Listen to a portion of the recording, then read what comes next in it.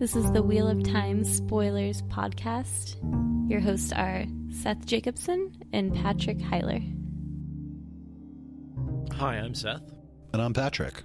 We're sitting down today to talk about Chapter 30 of The Shadow Rising, Beyond the Oak, and our symbol is the Flame of Tarvalon. I assume because of the surprise Aes Sedai that pop out of a hut. Surprise! Surprise, Aes Sedai!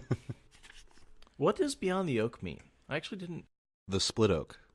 Right. The tree that got hit by lightning. That's what they mean. Yeah. With Aiel holding his head beneath her breasts, Perrin lost track of how long he cried. Images of his family flashed in his thoughts. His father smiling as he showed him how to hold a bow. His mother singing while she spun wool. Adora and Dazelle teasing him when he shaved for the first time. Pate, wide-eyed at a gleeman during Sunday long ago. Pictures of graves, cold and lonely in a row. He wept until there were no more tears in him. When he finally pulled back, the two of them were alone except for Scratch, washing himself atop an ale barrel. He was glad the others had not remained to watch him. Aiel was bad enough. In a way, he was glad she had stayed. He only wished she had not seen or heard. Taking his hands in hers, Aiel sat in the next chair. She was so beautiful, with her slightly tilted eyes, large and dark, and her high cheekbones. He did not know how he was going to be able to make up to her for the way he had treated her these last few days. No doubt she would find a means to make him pay for it. "Have you given up the notion of surrendering to the Whitecloaks?" she asked. There was no hint in her voice that she had just watched him cry like a baby.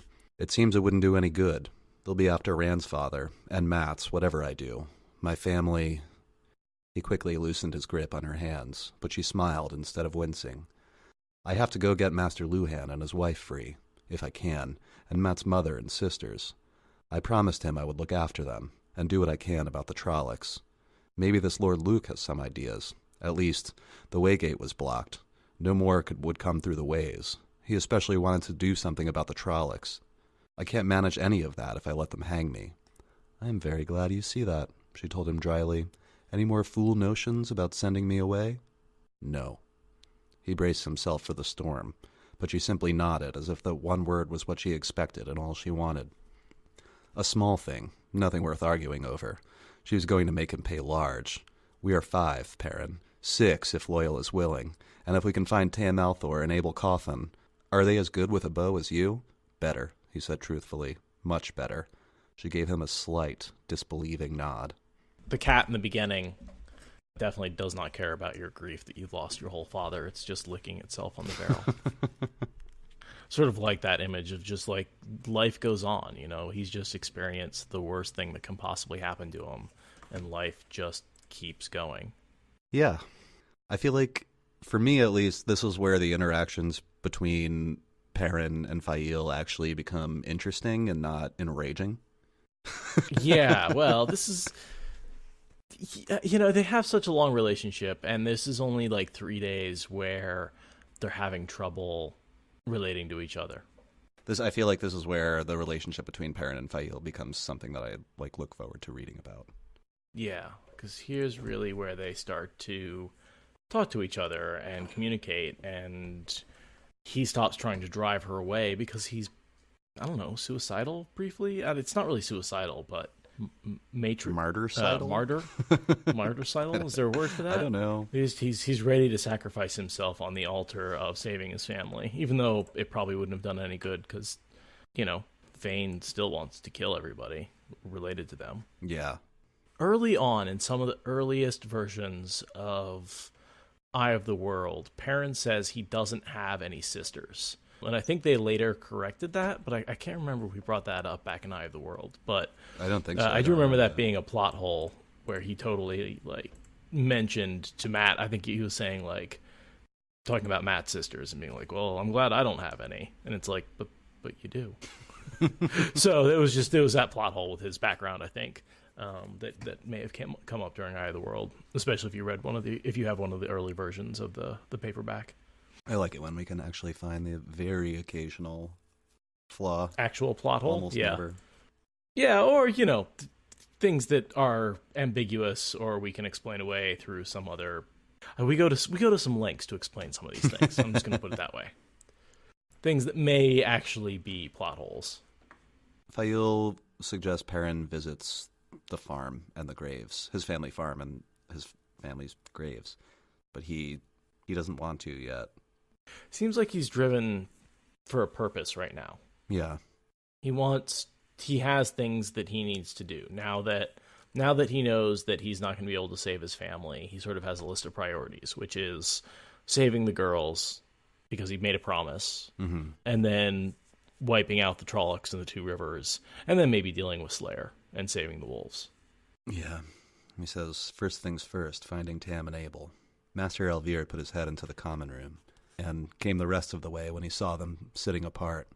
There is an Ogier in the kitchen, he told Perrin with a bemused look. An Ogier, drinking tea. Out of a bowl, we find out later. I like how Perrin's like, oh, it's not that small, and then he realizes it's not a teacup, it's a bowl. And I also like that. A small thing. She was going to make him pay large. The fact that she's not acknowledging right now. I don't think she ever does, though. I'm giving you just a flat stare right now. Because, like, are you kidding me? I mean, she makes him pay for other stuff. Oh, she makes him pay. Yeah, I'm not sure of this in particular, but it goes on that mental list that she keeps track of where he's, like, way behind in points, and he doesn't even know, like, what the point score is or how it works. But it's on that list, I guarantee you. Mistress Elvir is doing a great job at acting like having Aiel and Ogier in her common room is normal. I'm sorry, I'm just reading this quote. Not everyone who took the hunter's oath is sensible, though. I've met some who think they know everything and stubborn as mules besides. Which is just a perfect description of Aiel. And she looks at him and she's like, what are you talking about? He's like, those two guys with the guy with the lion as a horse. Yeah, that's who I'm talking about. And she's like, uh-huh. Perrin asks Master Elvir where Tam and Abell can be found. And Bran says in the Westwood somewhere. I really don't know. They move around. And I feel like that's only notable because Mistress Elvir does know how to find them. She's just not saying anything. Well, the men don't stay in the sick house. Yeah, the sick house. The old sick house. It's where the Aes Sedai are staying. Mm-hmm. And then Tam and Abell just happen to show up while they're there visiting the Aes Sedai. Although they must show up often if they're dropping off food on a regular basis. When Perrin walks into the room, it's Loyal, says, I'm sorry for your loss. I share your grief. And he offers to sing to the apple trees. Does that end up happening? I can't remember. Perrin just says so. Not now and kind of brushes him off. We don't have time. But that's actually an offering. I mean, they can make the trees live longer and produce more fruit, and that's actually a very kind gesture. Yeah. And singing is such a rare thing for the Ogier to be able to do these days. It's pretty much bred out of them as a talent. Or it's just more and more rare as time goes on for whatever reason. This is where Perrin kind of states his order of operations out loud. I also kind of thought this was notable because in the last episode we were talking about how Perrin is very good at prioritizing. Yeah, at the same time he has a one-track mind, but he sort of orders things, he puts things in order and then attacks them one at a time until they're done. And it's no accident. No, it's a very methodical. Yeah, that was exactly the word I was going to use. Methodical way of looking at problems like this. He says out loud, basically, find Tam and Abell, rescue the people the Whitecloaks are holding. And he did not mean to leave while there was still a Trolloc or a Myrddraal alive in the Two Rivers. He had vague plans there, too. Well, maybe not that big. I will kill them all. It's not really a vague plan. It's pretty specific. Well, it's more of a specific goal. The plan about how to do it, that might be a little vaguer. But the goal is very specific. He tells Loyal, thank you so much for getting us here. You don't have to stay if you don't want to. This isn't your fight. Loyal's like, oh, I'm just writing a book. I'm not here to fight. Let me just pick up this long-handled axe. And, he's as good at taking down Trollocs as just about anybody. He's got a fair amount of battle experience at this point, and he continues to get more. He fought in the stone, protecting the women and the children. It's true. Killed a Trolloc with his bare hands in Cairhien. Yep. I'm no hero. And yeah, Loyal replies, here or there, it's the same fight. Yeah, and maybe I'll write a chapter about Perrin. Which I always think is ironic, because there's a lot of chapters about Perrin in this book. And I always think of the Wheel of Time series as the book that Loyal ended up writing. And Aiel is staying, so Bane and Shead stay. Well, of course. Mistress Alviers tells them that they're all going to end up hanging from the gallows. She's like, you know that, right? It's like, well, if you are foolish enough to stay, I suppose I had better show you where to hide. And if things continue the way they do, with all the various people on the various farms, hiding from the Whitecloaks, hiding from the Trollocs, hoping nothing bad happens to them, yeah, Perrin's going to have a bad time. But what he does in uniting the two rivers behind him changes the whole dynamic. Mm-hmm. I don't see any sign of Verin and me. Or Matt. Oh, is that why you're traveling with an Ogier and two Aiel that no one's ever seen in the two rivers before? Totally not Verin.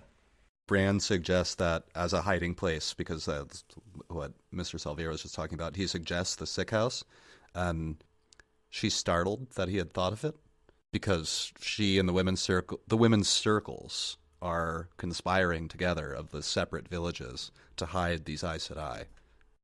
Wonder how much Bran actually knows, or at least suspects. Is exactly what I wanted to ask. Someone from the women's circle keeps going out there for no reason. I'll stay out of it, but... Uh-huh. And then, as she walks away, you do cause trouble. Because I bet she was trying to keep Perrin away from the Aes Sedai, and he suggested it, and she's like, "Oh no, that's not what I wanted." Okay, fine, I'll take you out there. At least the Aes Sedai won't, act defensively if I bring people.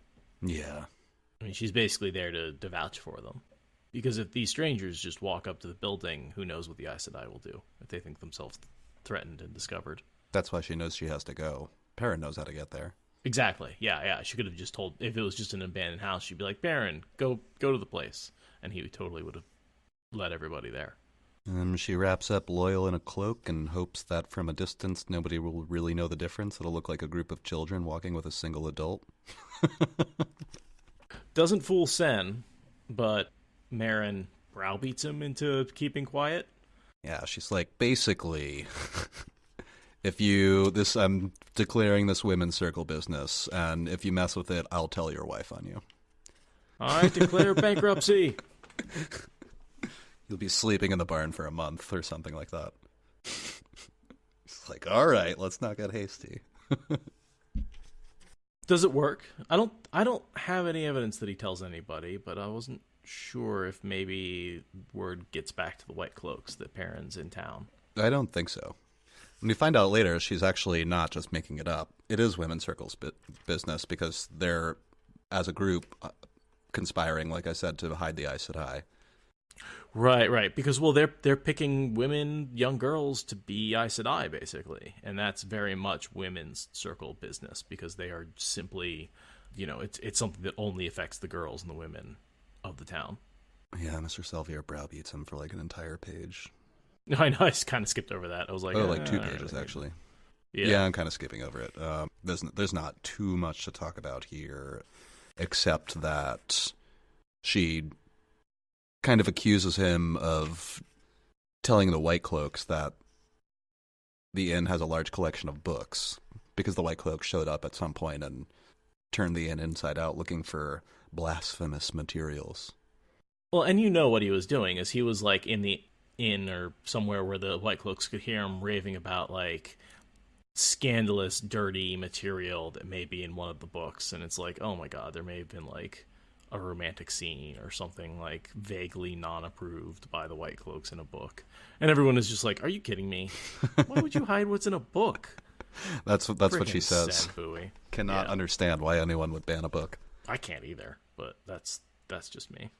And so they split into smaller parties and meet at this split oak, or what this chapter's namesake, Beyond the Oak. There's a big oak tree outside of town, like a mile outside of town or something like that got struck by lightning a long time ago. So they use it as a landmark to meet there and continue on, so that the large party crossing the village doesn't catch any notice. The one thing I did note is the sort of the echo where Mistress Alvear gives Aiel the advice to let them have their way when it is important, and that makes it easier to check them when it is. And then later, Master Alvear gives Perrin the exact opposite advice, which is like... I think it's Tam or Abell, I think. Or it's Tam. Okay, yeah, Tam. No one from the village had come this way in years, and the path had vanished. Yet tall trees kept the undergrowth down to a large extent. The Aiel slipped along silently with everyone else, acceding to Mr. Salvear's insistence that they all stay together. Loyal murmured approvingly at great oaks or particularly tall fir trees and leatherleaf. Occasionally, a mocker or redbreast sang in the trees, and once Perrin smelled a fox watching them pass. Suddenly, he caught man scent that had not been there a moment before, heard a faint rustle. The Aiel tensed, crouching with spears ready. Perrin reached to his quiver. "Be at ease," Mistress Alvear said urgently, motioning for the weapons to be lowered. "Please be at ease." Abruptly, there were two men standing ahead, one tall and dark and slender to the left, the other short, stocky, and graying to the right. Both held bows with arrows nocked, ready to raise and draw, with quivers balancing the swords on their hips. Both wore cloaks that seemed to fade into the surrounding foliage. "Warders!" Perrin exclaimed. Why didn't you tell us there are Aes Sedai here, Mistress Alvear? Master Alvear never mentioned it either. Why?" "Because he doesn't know," she said hurriedly. "I did not lie when I said this is Women's Circle's business." And as we know, the two Aes Sedai who are there are Verin and Alanna, which is an interesting pair of Aes Sedai. Pretty much at any point, they are kind of an odd but powerful pair. They spend a lot of time together. I mean, they're both relatively powerful just in the one power. They both have a decent power supply. And of course, we know Verin is black, as well as Tomas, or Warder. And Alanna is somewhat grief-stricken because she has had her warder killed by Whitecloaks. They struck him down with arrows, as we later see Bornhold talk about. Yeah, although there does appear to be some benefit to, well, being the female in the pair, but also having several warders. But it seems like there's maybe a bit more of a... I don't want to call it a buffer, but... I wonder. You know, if you have two cookies and you lose one, it's not that bad. Did you just compare the life of a warder to losing a cookie? Yes, I did. Okay, it's a terrible fair. analogy, guy. Yeah. And now I want cookies. You son of a bitch. But do you see what I'm saying, though? Trying to say that it's the same as losing a cookie, but that there's some comfort still there. You're like less likely to go insane with grief when you have someone else looking after you. You're saying you want to eat a warder? Unless it touches the ground, then no. Oh, okay. Yeah, 5 that's seconds. what I was getting at. Yeah, no, I know what you mean. Yeah. That, like, if you go from one warder to no warders, well, you have no warders, and that's bad. But if you go from 2 warders to 1 warder, well, you still have a warder, and that's not as bad. She seems okay, although she does stress that, or she repeats herself that she felt every arrow and felt him die, and all that. She's just hiding it with her Aes Sedai serenity, but I bet she's crying at night. I would think so. "What do you mean, women's circle business?" he demanded. "I know Whitecloaks would cause trouble if they knew about Aes Sedai, so you wouldn't want to tell Harry Copland, but why keep it a secret from the mayor? And us?" "Because we agreed to," Mistress Alvear said irritably. The irritation seemed meant in equal parts for Perrin and the warder still guarding them. There was no other word for it, with maybe a bit left over for the Aes Sedai. They were at Watch Hill when the Whitecloaks came. No one there knew who they were, except the circle there, who passed them on to us to hide. From everyone, Perrin, it's the best way to keep a secret, if only a few know. Light preserve me. I know 2 women who have stopped sharing their husbands' beds for fear they might talk in their sleep. We agreed to keep it a secret. "Why did you decide to change that?" the gray-haired warder asked in a hard voice. "For what I consider to be sufficient reasons, Thomas." For the way she shifted her shawl, Perrin suspected she was hoping the Circle, and the Aes Sedai, thought so too. Rumor had it the Circle could be even harder on each other than they were on the rest of the village. Where better to hide you, Perrin, than with Aes Sedai? Surely you aren't afraid of them, not after leaving here with one, and you will find out soon enough. You just have to trust me. "There are Aes Sedai and Aes Sedai," Perrin told her, but those he considered the worst, the Red Ogier, did not bond warders. The Red Ogier did not like men very much at all. This Thomas, or is it Tomas? Tomas is how it's said in the audiobooks. Okay, I'll do that. This Tomas had dark, unwavering eyes. They might rush him, or better simply leave, but the warder would surely put an arrow through the first one to do something he did not like, and Perrin was ready to bet the man had more shafts handy for easy knocking. The Aiel seemed to agree. They looked ready to spring in any direction at any moment, but they looked as if they could stand where they were until the sun froze too. Perrin patted Aiel on the shoulder. "It will be all right," he said. "Of course it will," she replied, smiling. She had put the knife away. "If Mistress Elvire says it, I trust her." Perrin hoped she was right. He did not trust many people, as he once had. Not Aes Sedai, and maybe not even Marin Elvire. But maybe these Aes Sedai would help him fight Trollocs. He would trust anyone who did that. But how far could he rely on Aes Sedai? They did what they did for their own reasons. The Two Rivers was home, to him, but to them, it might be a stone on a stone's board. Aiel and Marin Elvire appeared to be trusting, though, and the Aiel waited. For the moment, it seemed he had little choice. I'd say the Aes Sedai are going to help fight the Trollocs, if nothing else, for the healing. For the healing? They heal people who fight the Trollocs. Oh, yeah. They're definitely helpful. Yeah. And they make the explosives. Oh, that's right. That's right. The exploding rocks. I forgot about that. And they do quite a bit more, I think, sort of able to really fight Shadowspawn. And they say they've killed a few Fades already. There's a really good fan art floating around the internet somewhere of Verin throwing fireballs.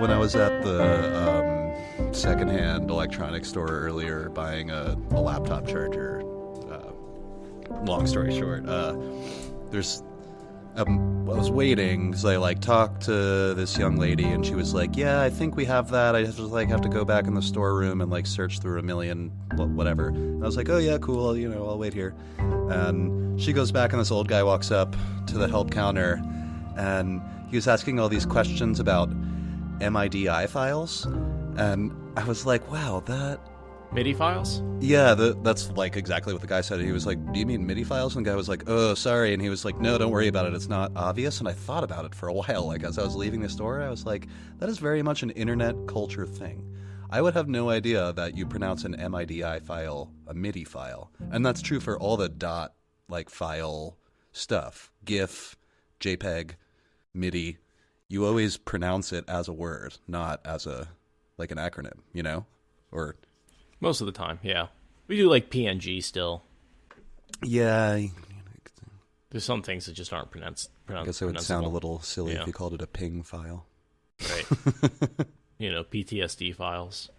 Wait, no, that's just rand. What's the Photoshop extension? Oh, okay. A Photoshop document is a PSD, not a PTSD. I threw the T in there. Because it depends on your experience with Photoshop. Oh, Jesus. Oh, God. I don't know. I lost a few large files in Photoshop. I saved compulsively because of that program. So still have I'm not sure if I have it. Control S. It's a twitch, Thank you for listening to the Wheel of Time Spoilers podcast. Rate us in the Apple Podcast app or support us on Patreon. Is that good enough?